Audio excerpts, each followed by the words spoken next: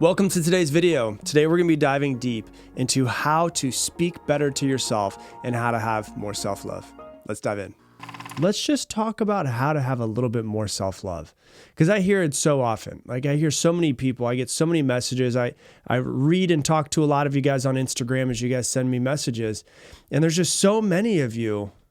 If I'm being honest, they're just kind of assholes to yourself, right? Like just beat yourself up for things that you do, things that you don't do, the way that you did something, the way that you didn't do something, for the things that you're thinking, for the things that it's just like life is hard enough.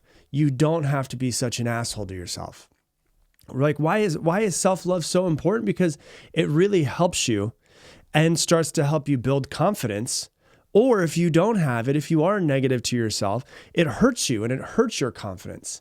And so the way I always say is, like, I like to think of confidence of like Jenga blocks, right?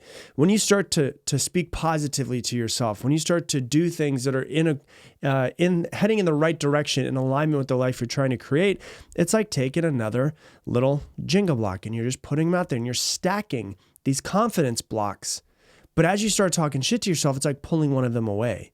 And so a lot of people are like, how do I have more confidence? And almost always when I ask somebody who asks me that question, how do I have more confidence? Usually their self-talk is something that needs to be fixed. It's not in a good place. And so when you talk to yourself in a really good way or in a bad way, it in turn affects the actions that you do or do not take. It also affects the way that you carry yourself in every moment. Like, if you are, when you see a confident person walk in the room, you can usually tell because of the way that they hold themselves, right? I'm not talking about a cocky person. I'm talking about a confident person. You can just tell in the way that they carry themselves. But you can also tell when a unconfident person walks in the room, someone who's not confident in themselves, someone who talks trash to themselves. You can see in their body language. It affects the way that you interact with other people. It affects the way that other people perceive you. And so it's not something that you're born with. It has to do with the actions that you take, the things that you do, but also the way that you talk to yourself. And it will also, if you're a single person right now, it will affect if you do or do not find the significant other that you really want to, or the significant other that you want to attract, because you attract someone that is like you. You attract someone that is equal to you on their growth scale most of the time. You know, this is a vast generalization, but usually an extremely confident person is not going to be attracted to someone who is not confident. Right? Usually they want somebody whose energy matches them in some sort of way, where they can walk through the world and be confident. Like, men out there, I know you can relate. In order for you to attract a badass, confident woman, you are going to have to be on another level of confidence and badass as well, right? So like attracts like. And so I want you guys to all understand that. It all comes back, though, to self-love. And so in today's episode, I'm going to talk about self-love. I'm going to talk about how to get better at self-love and self-acceptance, and then also how to speak to yourself better as well. And I'm going to give you some tips on it, right? So I want you to go on a journey with me, and I want you to just imagine for a moment a child, right? We're just going to build a fake child in front of us, and I want you to imagine that child is talked down to their entire lives. Their parents talk down to them. Their teachers talk down to them. They talk down to themselves. They're told that they're stupid. They're told that they're worthless. They're told that they're unlovable. They're told that they'll never amount to anything. Day in, day out, most of the day, right? It's terrible, but what's crazy is it happens. How wounded do you think that child would be? Like, very wounded, right? And if they're so wounded, how do you think that will affect them and what they believe in themselves as they grow up? They're probably not going to believe in themselves much. They're probably not going to have much confidence. They're probably not going to carry themselves very well. They probably won't take risks because they don't think that they can follow through. And they probably won't live the life that they ultimately want. You can see it, right? You understand it? Well, what the fuck is the difference between you and that child? Think about that. Don't just think because you're older that something is different. Oh, I'm older, so I can take a criticism better. When someone tells me that I look stupid or that I'm unlovable or that I'm talked down to, they talk down to me, and I talk down to myself. Just because you're older, don't think that something's different, right? There's very little difference between you and that child. The little bit of difference between you and that child is that they can walk away from their abuser. But you are your abuser if you talk negatively to yourself. The child can walk away from their abuser. You cannot. And so you've got to start to think about that. Is a lot of people, and I've said this before, and it really kind of hits with people. I say, like, imagine when you were a kid and there's that bully, right? Like, that was just like the biggest asshole to you. Like, for me, I remember specifically the biggest asshole bully to me in high school was a kid named Anthony, right? I won't say his last name just because, I'm not going to do that. But Anthony was an asshole, right? And I remember him. And if I think, like, who was the biggest bully to me when I was a kid? He's the first one that pops up into my head. Who's the first one that pops up into your head? Maybe it was middle school. Maybe it was elementary school. Maybe it was high school.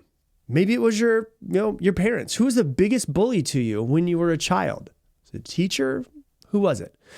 I want you to understand that you are way more of a bully to yourself than that person ever has been. That person isn't a bully. They're gone. They're not constantly abusing you inside of your head like a lot of people listening to this podcast are. If you talk down to yourself, if you talk negatively to yourself, you are your biggest abuser. You are your biggest bully. Most people listening to this are a bigger bully than anyone has ever been to them in their entire life.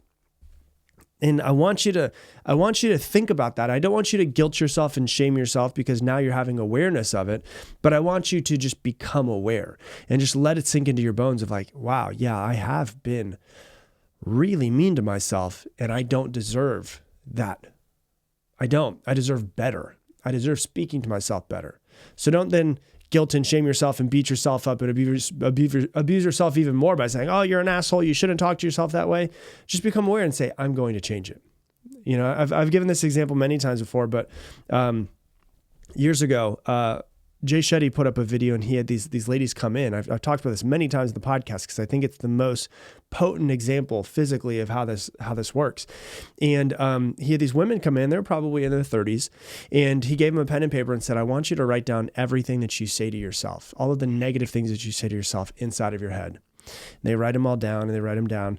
And then he says, okay, come over with me to another room. And he has them go to another room. And in that other room, these girls that are, 25, 30 years old, these ladies, their younger sisters are in the room and they're like 11, 12, 13 years old. And he says, okay, I want you to read what you put on that piece of paper and I want you to talk to them and tell them everything. Don't say this is what I wrote. I want you to talk to them the way that you talk to yourself and everything you have on that piece of paper. And these women were just like appalled. Oh my God, I would never do something like that, right? What's the difference if you do it to yourself? You would never talk to someone that you love the way that you talk to yourself. So why do you talk to yourself that way? Like if a friend, just imagine that if a friend calls you up and says, hey, I'm going through a really tough time right now, and they just explain what they're going through. How would you be there for them? How would you support them? Probably way different than the way that you support yourself, right? When you're going through a hard time, when you do something wrong.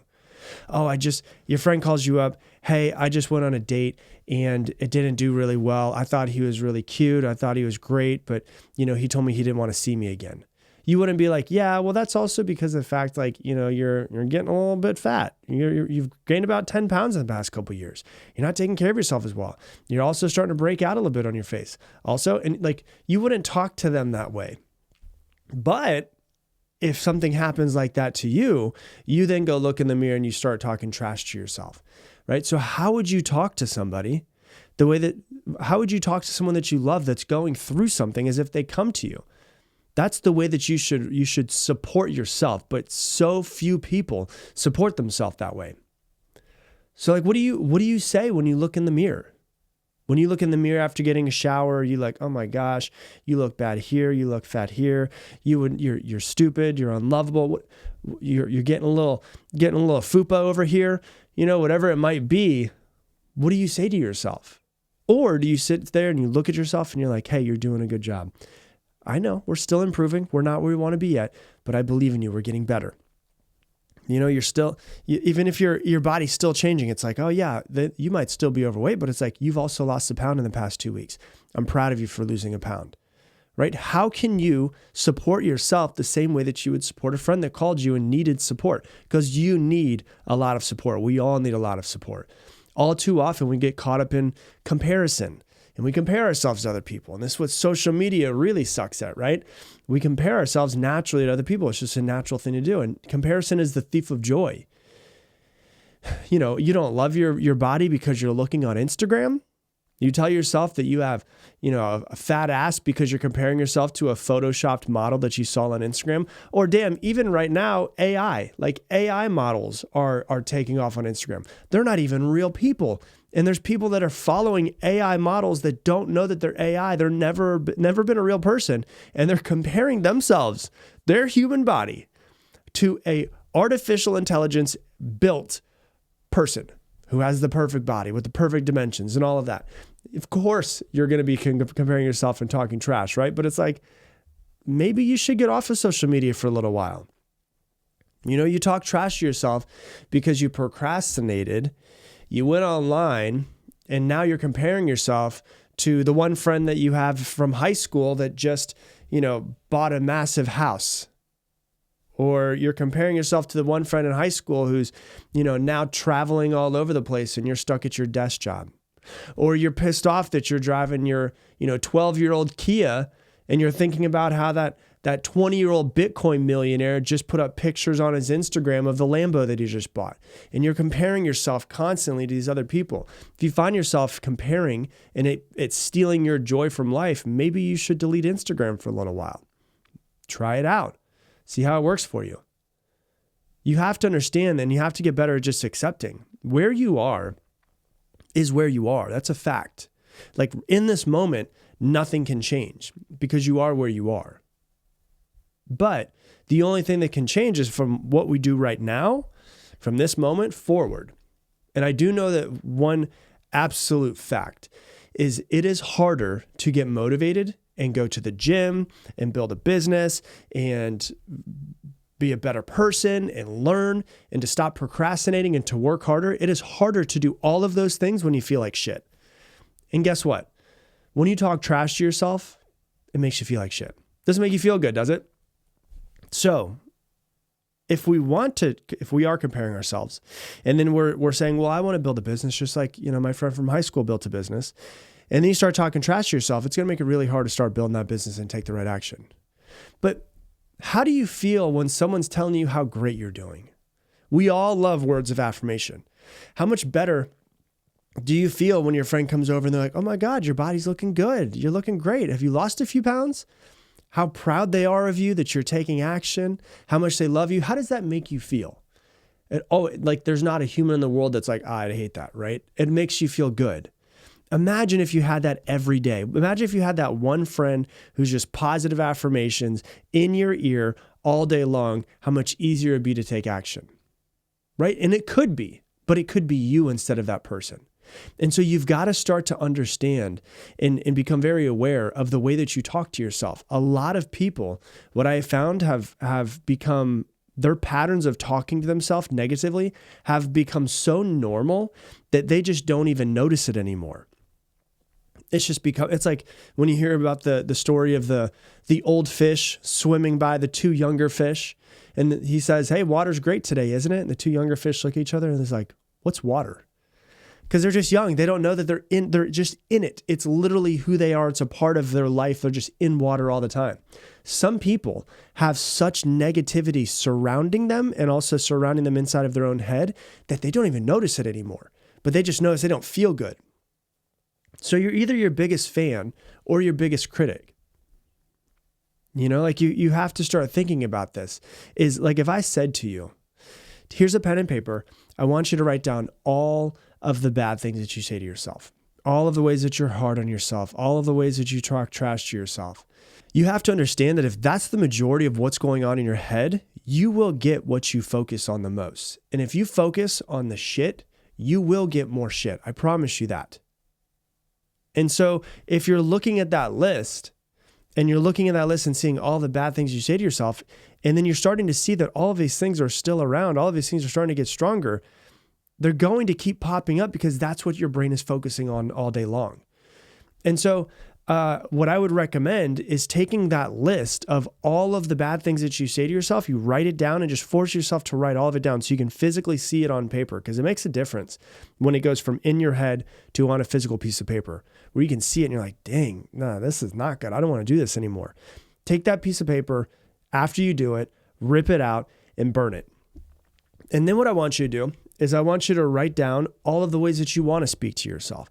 All of the things that you're proud of yourself for.